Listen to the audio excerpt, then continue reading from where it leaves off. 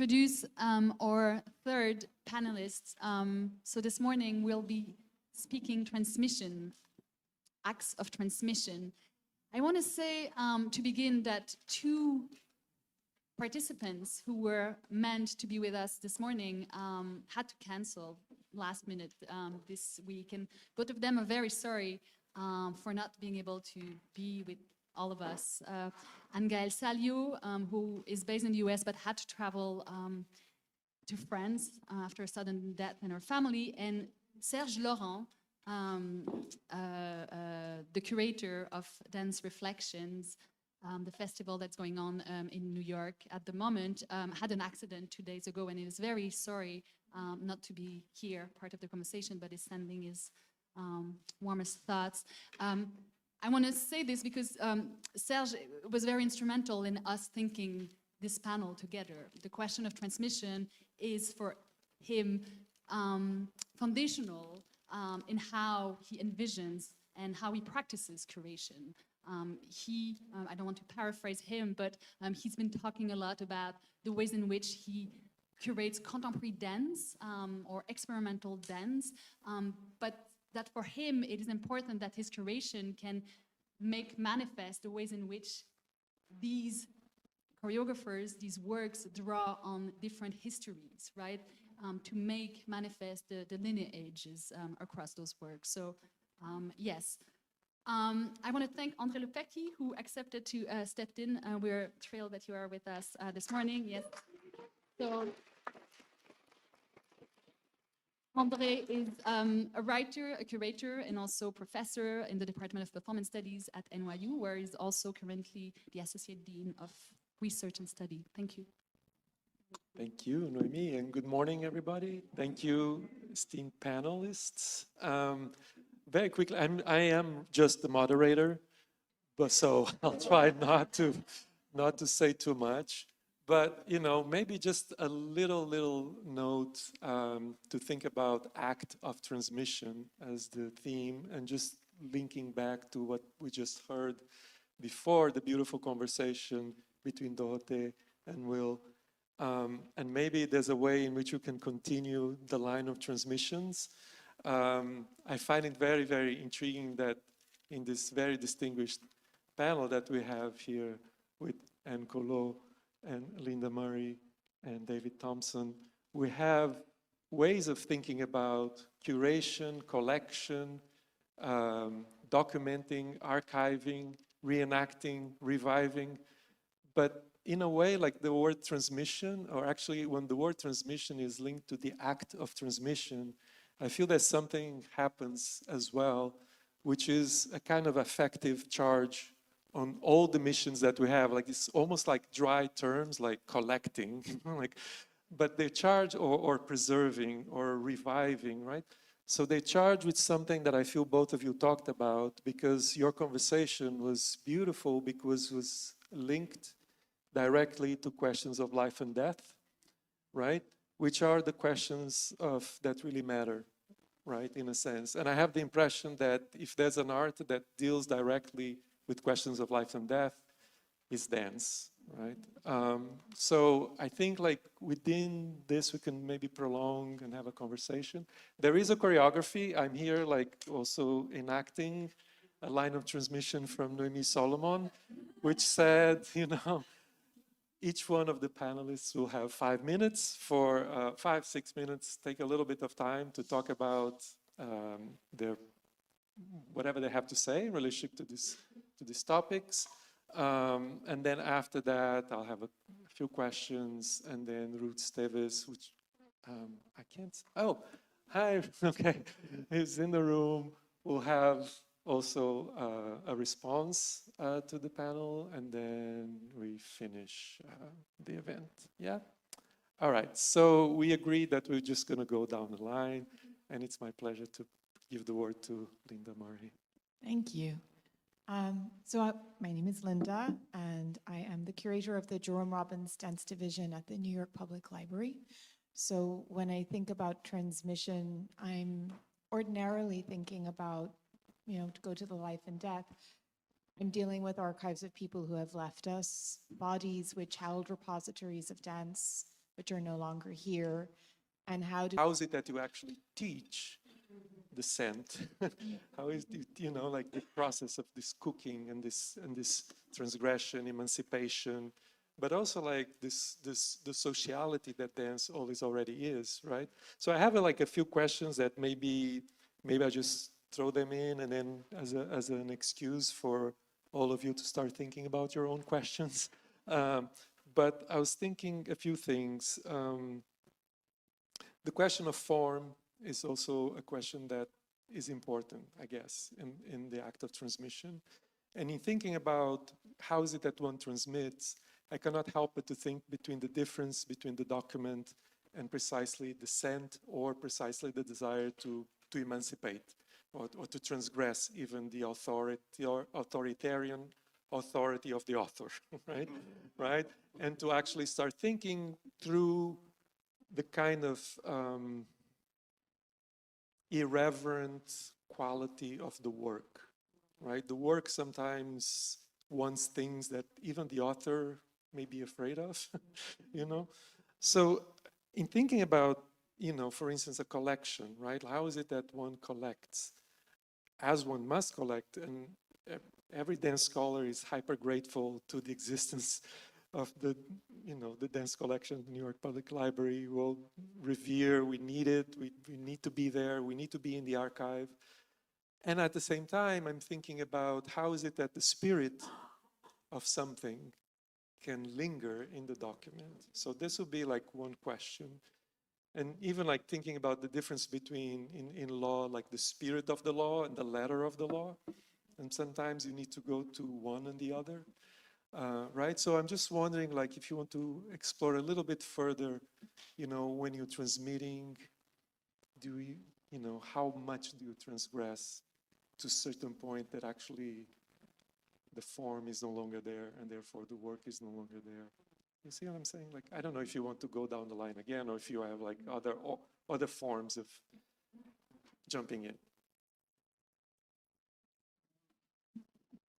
I am just thinking of this idea of transmission with how do you prepare the context and the terrain of transmission, so that it's not that you are bringing an object, a form, to people that are totally empty, but how do you make them aware or invite them to be aware of what they are peopled with, like these shapes, this gesture, and so that it's a conversation. So I don't really answer to your question, but it brought that it brought me that in mind, and how the fact that the document or the score or actually don't have the flavor or the scent of the dance is actually super interesting, because and it is already a transgression. I mean, to recreate a piece from, or a dance from something that is totally, you could say, dead. I mean, a text is really like horizontal, lying, so symbols, etc., and how it's really an act of creation to reinterpret and to go from the form, because there are shapes that are written on the page, to the living body and to your inner sensations, and to continue to make back and forth into your own creation and what is the path of the score, is really something that is very powerful and probably allows some freedom when you are trying to imitate or to catch the style of the person. It's something, and I love it, and it's super interesting. I don't say this is not a good way of transmitting, but this disappearance of the movement itself allow a whole field of reinvention regarding certain rules. Yeah, I think it's a question of, there's so many questions within that of, like, I think there are 4, right? There are 4, yes. At least 4. At least 4. Yeah. Yes. This idea of appropriation, this idea of ownership, this idea of reinvigorating something or killing something. And I think there's also a beauty in decay about how decay actually feeds something else. So are there rights and wrongs, or are there legal issues? Because again, somebody takes your work and they do something with it without your permission. What do you do? The act of transmission is, you were making me think about these scores from Jackson McLowe. He was a poet from the 60s, and he had actually created a series of 40 poems called 40 dances, 40 pronoun dances. And he did it through a series of chance operations with language, and they're quite beautiful, and they work as poetry, but they're also dance scores, instructions. And he originally created them for Simone Forti, and then actually Trisha took some of the cards and she started working with them. And when I think about the transmission, where's the transmission within the score? It's in the body. It's really in the spirit of the translation. When you look at translators, there's an original work, but when the score is actually made for the individual to find themselves within it. And in finding yourself within it, it's going to be different from the 60s to maybe the 2000s because of what those words mean now. But hopefully the humanity stays as a continuity. But he's released that freedom into the score. When it comes to recreating work, I don't really know if I have an answer to that, because it's so personal about how people recreate. When I was with the company, when I was with Trisha, we recreated Set and Reset like 3 times. We recreated it. And so we'd go back and no, it's this way, it's that way. It's very particular. And so you're asking, what was being lost? I don't know. What did she see or not see? Yeah, what do you gain from that?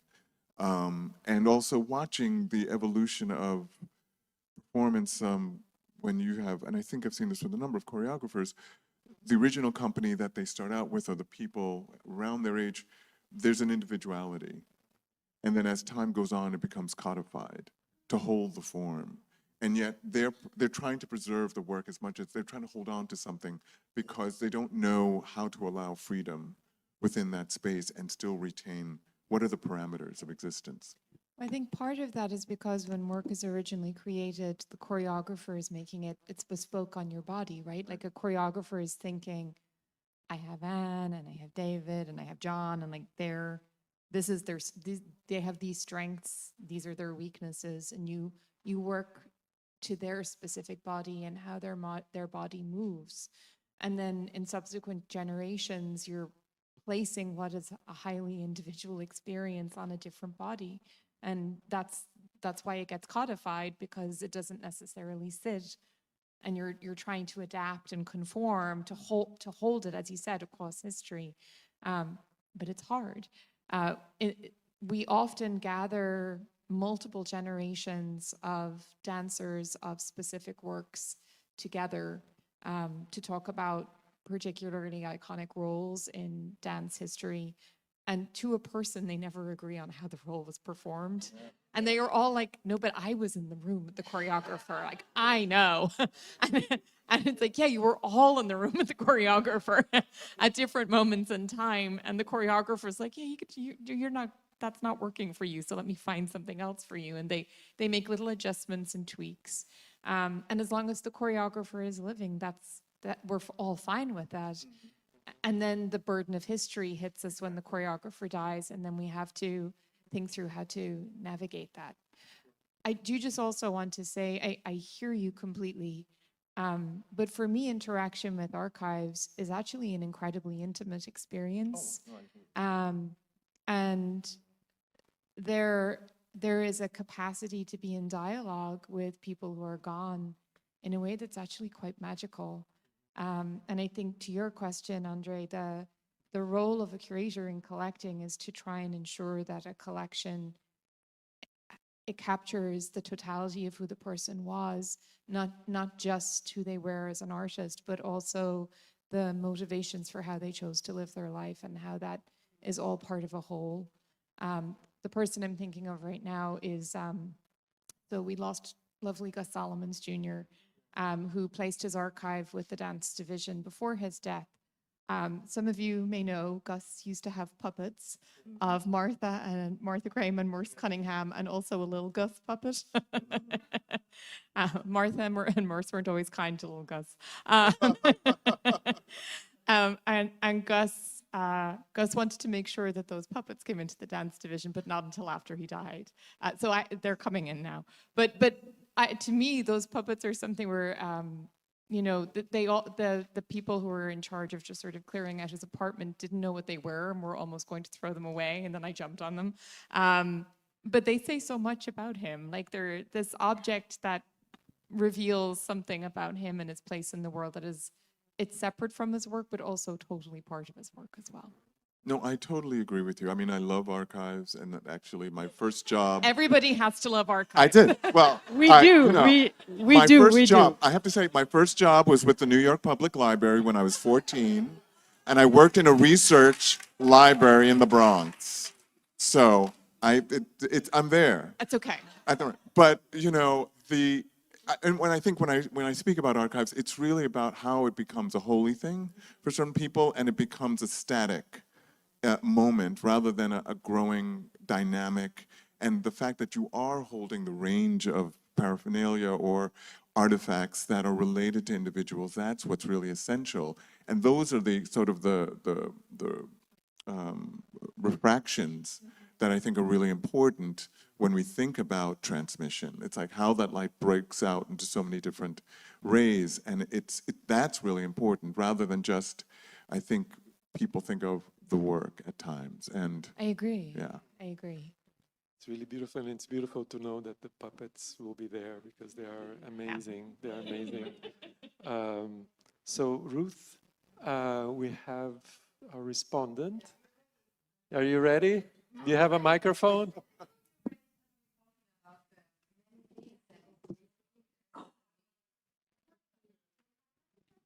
Okay. Oh, okay. Who wants to pick that up? It's interesting, I think when you say healing, I think very particular moments. When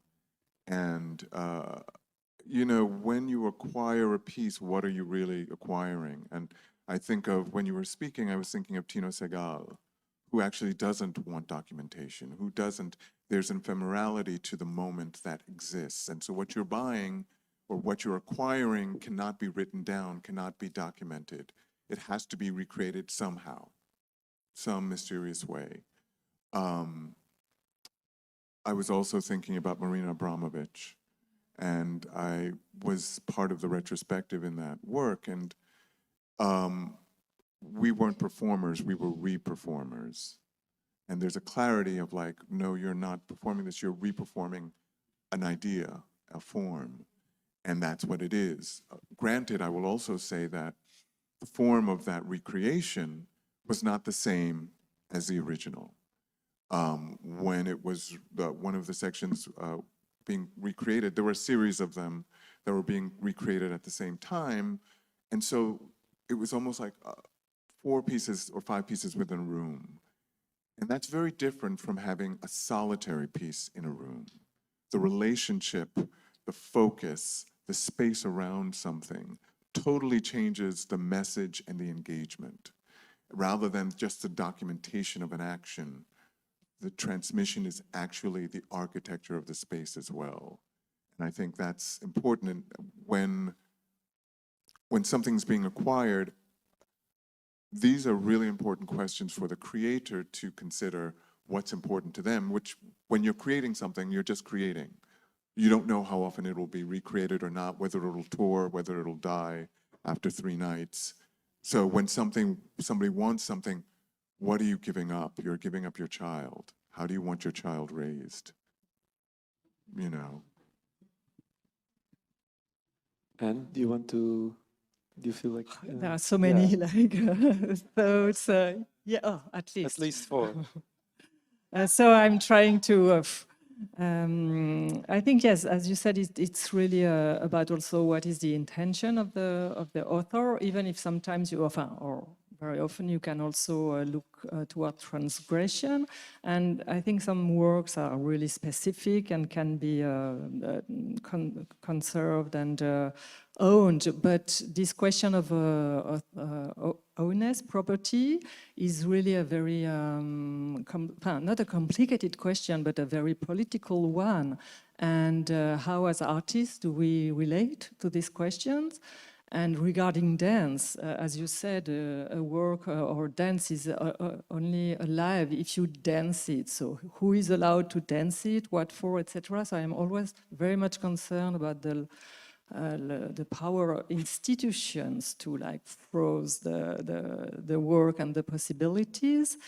And I agree with you that performance might be a healing process, and I am thinking to this work with moving alternatives about this repertoire from Ruth Sandely and Techone, and how we gather a lot, a multiplicity of point of views and of stories to deconstruct and question the representation these major figures of North American history have been creating at their time, and which bring questions regarding exoticism, cultural appropriation, gender identity, and how if you want to go back, because I question myself, should I go there? And I thought, okay, as a French white choreographer, it's part of my heritage, and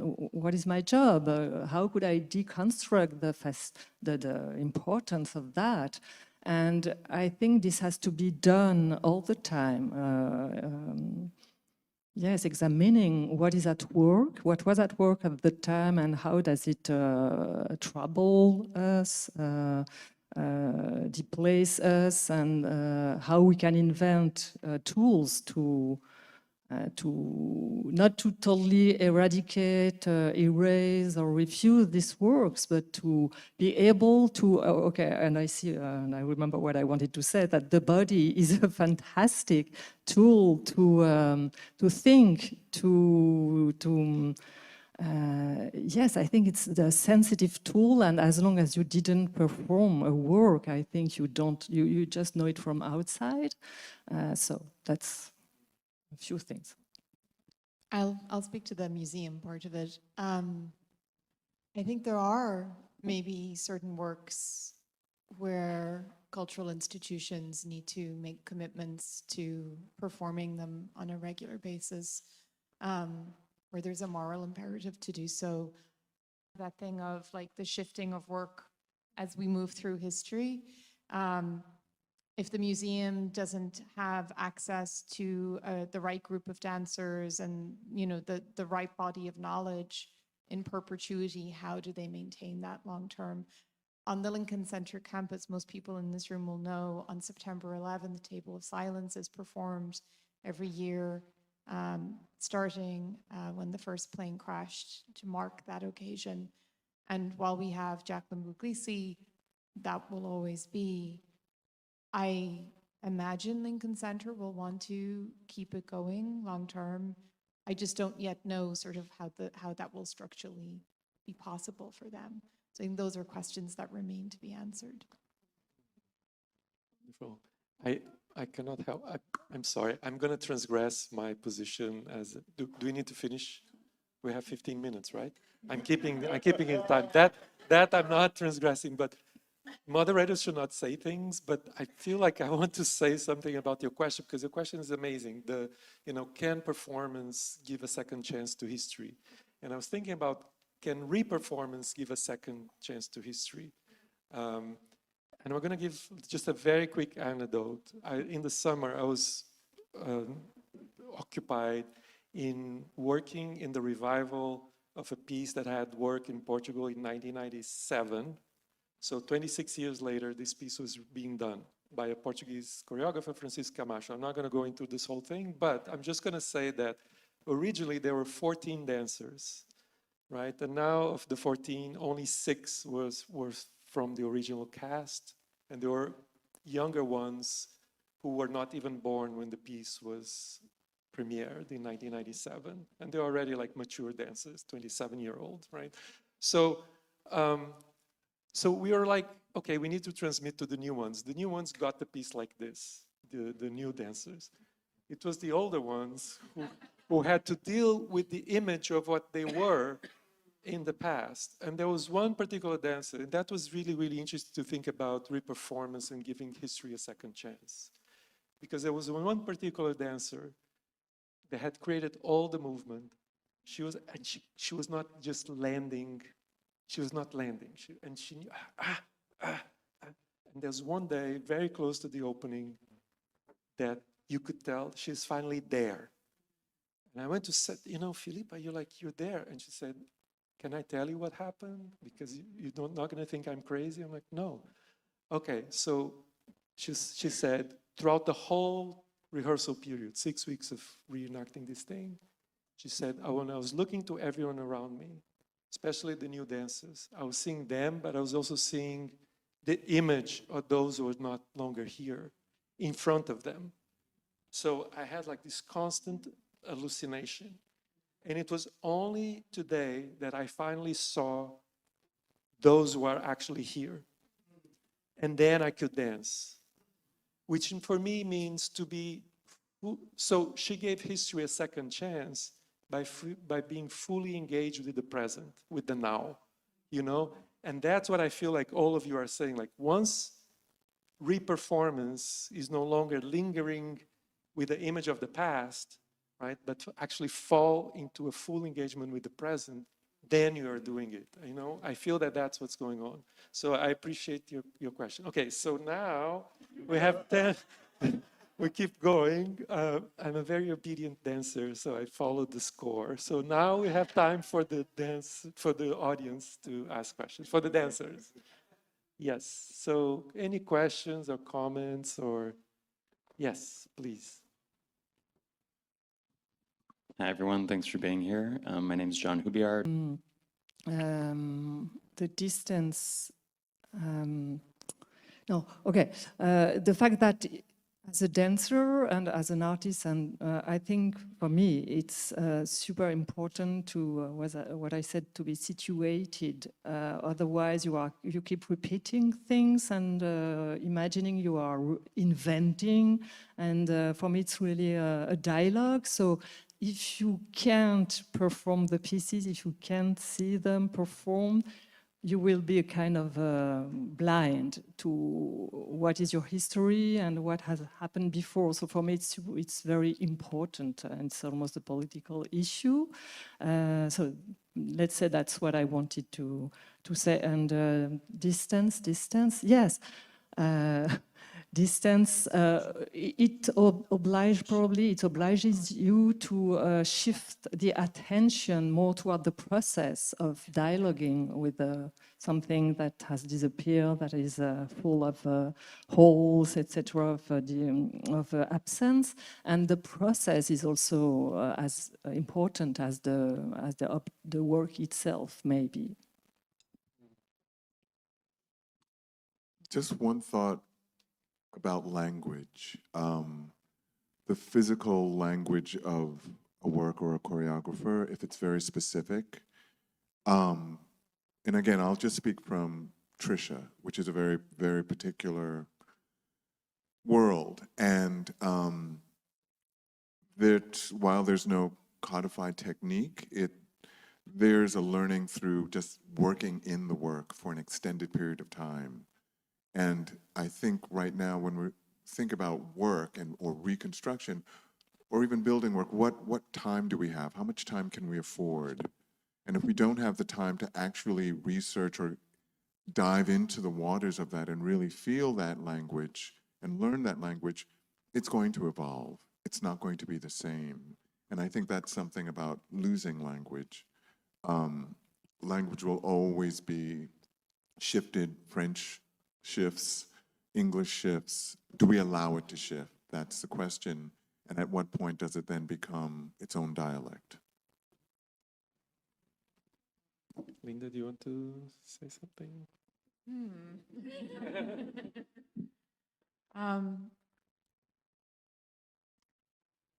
I think the problem is if you don't put the work on bodies to the earlier point that was made, then it's just documentation. To engage with the work, you have to be present in the room with it.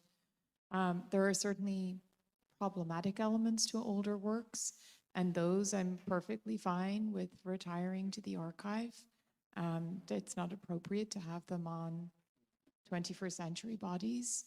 I do think it's important we don't erase our history, though. I think we need to know what the whole truth of what we did on stages before, because while it may seem like canceling something is in the best interest of moving forward, it's always really important not to forget the racism that was perpetuated across stages, and the trauma that caused. It's really important to know that and acknowledge that and to learn that history. So I think those things do have to be retained in an archive and understood. I think that's the appropriate place for that kind of information to reside. I can't actually answer your question because it's really, it's a knife edge, right? I agree with you. Like the further away you get from the choreographer, the further away you get from choreographic intent. But you know, in the archive, I have seen more than one choreographer basically say that from the moment that the performers go on stage and perform it in front of an audience, it's not their work anymore. You know, that, as you said, every single time you perform it, it's a recreation. And as long as you acknowledge that and accept that, I think that's okay, you know. Please. Yeah. I guess it will be the last question. My question, thank you so much. My question is something about the transmission here, which I find really interesting, because you are going from the written word, you are going from the archives, and none of that bothers me at all, because in actual fact, even if a dancer shows another dancer a piece, that is the retransmission, and it will be different. But what does distress me a lot is learning from the videotape very fast. And I have the feeling that young dancers can learn all kinds of movement very fast and copy it. And I feel that's where not only the transmission, but their growth gets compromised. So I wondered if you wanted to address That goes back to your scent, right? It's the difference between mirroring something and really kind of understanding the essence of it. I hear a lot, I mean, I talk to lots of different people in the dance field. I do hear that there is a drastic need for coaching across the dance field. Somebody really agrees with that in the back. Yeah, I mean, we are underfunded as a field. There's no question about that. And dance is more underfunded than music or theater, and I think we all know that. We absolutely need to invest in our young dancers. They are literally the archive carrying our history forward, as well as creating our future. So I think they should have every resource available to them. So I'm definitely in favor of more coaching and providing opportunities to previous interpreters of roles, time and resources to come into studios and impart the knowledge that they have. One last question. Yeah, I would like to testify what témoigner? Yeah. Is that right? Why is it Yeah. funny? Yeah. Oh, sorry. So I don't know. Witness. Give testimony. I don't know how to say. Give an account of. Yes. I've been the dancer of some projects of the Quatuor Albrecht Knust, with Anne and Christophe and Simon and Dominique Brun, so then Laban notators. And I would like to connect to the fact of emancipating dancers and also this journey between the past and the present, which is really a strong thing for us all the time as dancers. I'm not talking about being a choreographer, I'm talking being a dancer for others and being the dancers for the history of dance also. So that's what also the Quatuor Knust allowed us to live. And so there was the first program that I saw in Conservatoire de Paris, the Doris Humphrey program in 92, I think. And then you start to gather people around the continuous project Alter Daily of Yvonne Rainer, who started to come in front and to feel like making dance again because of you four, and seeing us trying to do things. And then at the same time, Satisfying Lover of Steve, that was the same program. So we started to embody our references and our history. So that was so strong. That. And then after you had the idea in 1999, 2000, to do the afternoon, the prelude à l'après-midi d'info of Nijinsky, which was, so 1912, which was really in another avant-garde. And for us as dancers, still dancing the Faune and the Grande Nymphe, because we were allowed to go on, it has been such a strong gift to the cast who did that, also to the school of Angers, because you came also for the students. So allowing, through notators, to connect to their history is such a strong thing. And since we're dancers, I just want to do something, 1 second, which was such a strong thing in me, because I had the feeling that the history or that Nijinsky, I could understand something. So I just want to say, to do something that was so enormous. The fact of being the Grande Nymphe, the fact of being the Grande Nymphe, just when there is the phone in front, it's not moving, and the Grande Nymphe is just making this, and only this movement of the forehead is just something that was so emotional to me. And so erotic also. But I was thinking, okay, being a woman in this for him or for her was just that, and I felt, not for the first time, but I felt really a woman doing that. And the other thing is that for, let's say, 5 years, we were doing this when Le Faune wanted to have the woman. And then Dominique Brun once arrived to make me work, and she says, "Oh, I saw something new in the score. I saw something new in the score. So now you're not going to do only like this, but you're going to do the head of the phone is going to do this." And then in just one vertebra, you have all the animality that it's not only wanting to have the nymph, but wanting to have the nymph. It was just so incredible, all those things. We've been spending crazy years with people. Yes, and let me just quote the team of the whole team of this. Yeah. No, That just was long. okay. No, can I just say, because I see me like, and the time, but I also just wanted to say that when you say, I saw something new in the score, someone said like, the score is also moving, right? So everything is emotion. So it's incredible because then the whole archive and the body collapses into this kind, right? So anyway, so should I think then very this last one, question. okay. Sorry. Thank you very much, and we will regather at 1:15 promptly. Thank you.